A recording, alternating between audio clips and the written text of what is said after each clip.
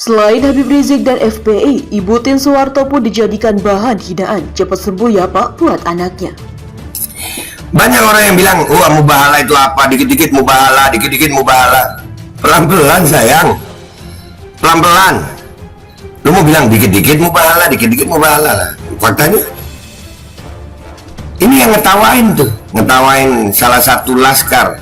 Dan Jonathan ini termasuk orang yang pernah, ceritanya banyak itu beredar langsung. Nanti kita coba lihat ya. Ya kita coba bahas nanti. Dia termasuk orang yang pernah menghina sang imam. Apakah ini efek mubahala? Kembali ke keyakinan masing-masing. Bagi yang beriman dengan mubahala ya dia mengatakan ini. Nah, lu rasain sekarang. 6 laskar FPI yang mati itu juga punya orang tua. Sekarang anak lu yang kena. Digituin sama orang. Bukan ngawal ulama lagi. Gara-gara pacar. Gara-gara pacar yang masih bocah yang katanya diperlakukan tidak senonoh. Gimana rasanya? Gimana rasanya jadi orang tua? Anaknya dianiaya, sekarang di rumah sakit. Untuk mudah-mudahan jadi hidayah deh ya.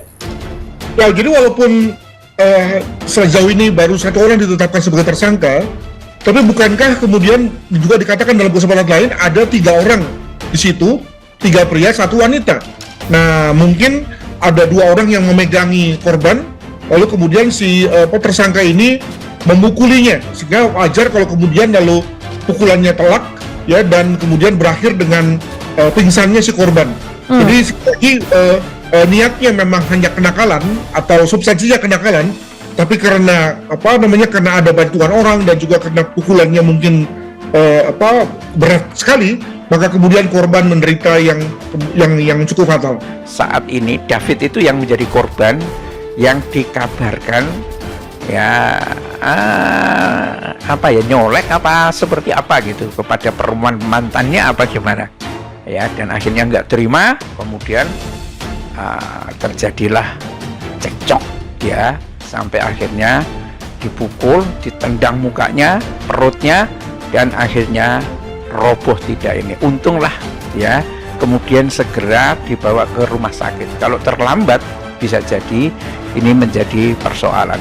Atas perbuatannya pelaku dijerat pasal 351 KUHP tentang penganiayaan. Ya, kesian. Si David kesian juga ya. Nah, ini ya pelajaran buat orang tuanya si David ya, Bapak Jonathan ya namanya tadi. Bapak Jonathan ini itu pernah ngetawain tuh.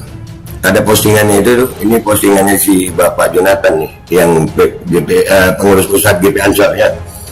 Hahaha, jenazah FPI yang masih senyum itu hidup dan cengengesan naik ke media nasional pula beritanya. Jadi buat Pak Jonathan ya, anak lu David masih bocah aja, dianiaya remaja, nggak selisih jauh, akhirnya ngerasain juga ya, yang lu ketawain itu punya orang tua juga Pak Jonathan. Mungkin juga ini pertama kali, tapi jangan lupa bahwa sebetulnya kan diawali dengan sikap yang terlalu percaya diri, ya. Kepercayaan diri yang tinggi ini bisa datang dari pola pengasuhan yang diterima oleh si tersangka, di mana pada dasarnya mau mengatakan begini, apapun yang terjadi bapak akan bantu, ya, jangan khawatir kalau kemudian kamu terlibat kesulitan. Nah, kalau sudah pemahaman itu yang dimengerti oleh anak, maka yang terjadi adalah anak yang tadi pede banget begitu ya dalam rangka menyelesaikan masalah, termasuk dengan fisik, ya, padahal yang dihadapinya dalam hal ini misalnya bukan orang yang juga sembarangan dari segi orang tuanya kan. Mungkin digodain sedikit apa-apa, kemudian darah mudanya meningkat, dan pada akhirnya itu anak dihajar ya sampai babak belur. Kalau kabarnya itu sampai nggak sadarkan diri di ICU sampai 2 hari gitu ya, dan bapaknya nggak terima, kemudian ngetek kepada Kapolri juga, kelihatannya sampai ke Kapolri juga ya, Listio Sigit Prabowo, Pak, anak saya begini Pak, gimana ini, saya minta keadilan atau apa gitu, ada tagnya.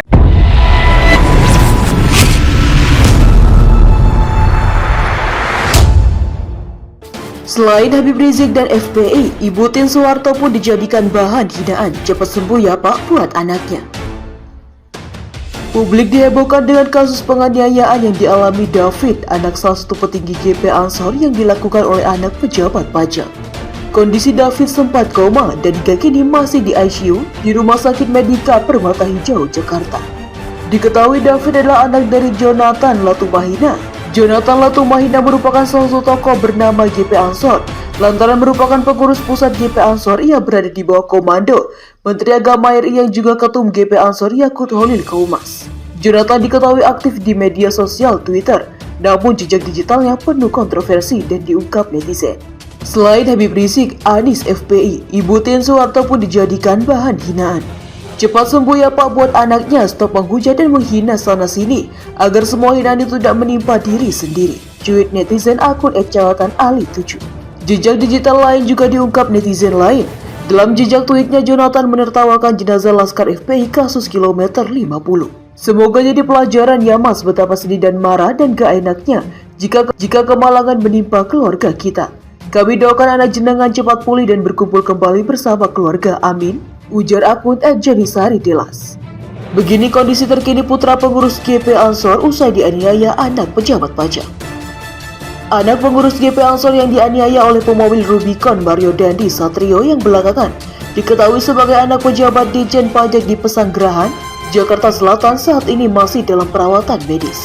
Saat ini korban masih dalam perawatan medis di rumah sakit, ujar Wakil Kasat Reskrim Polres Jaksel Kompol Hendrikus Yosi kepada wartawan pada Kamis 23 Februari 2023. Hendri menyampaikan korban sudah dalam kondisi sadar di mana sebelumnya sempat dilaporkan kritis.